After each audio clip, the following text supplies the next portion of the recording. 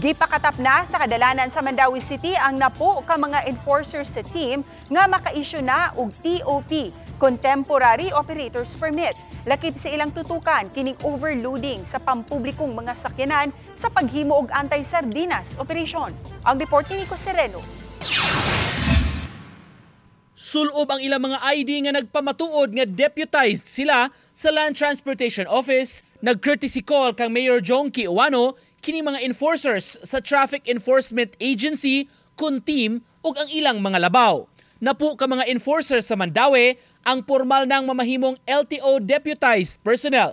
Nakapaubos na sila sa refresher training ug mipasar sa eksaminasyon.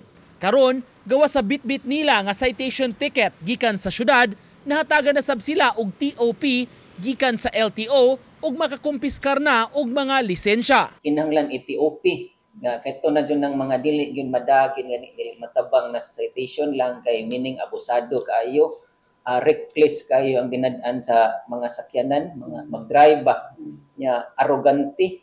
Gitutukan usab sa team ang paghimo og operasyon sa mga mag-overloading nga public utility vehicles. Gihimong sanglitanan ni Rituya ang mga modern jeepney nga maghuot na pag-ayo sa sulod, maong muhimo sila og anti-sardinas operations. Posibleng ma-TOP ang driver nga muhimo niini. Napo ra gyud ang ato ang maximum ana napo ra. Standing. Mo excess ana sa standing. Mo excess ana overloading na siya. Nya, ang katong buses pod especially kini mga provincial buses katong classroom type zero gina siya og kanang standing. Sa gipadayag sa pipila ka netizens nga kabalaka kung magamit sa pag-abuso ang pagbaton og TOP sa pipila ka mga enforcers.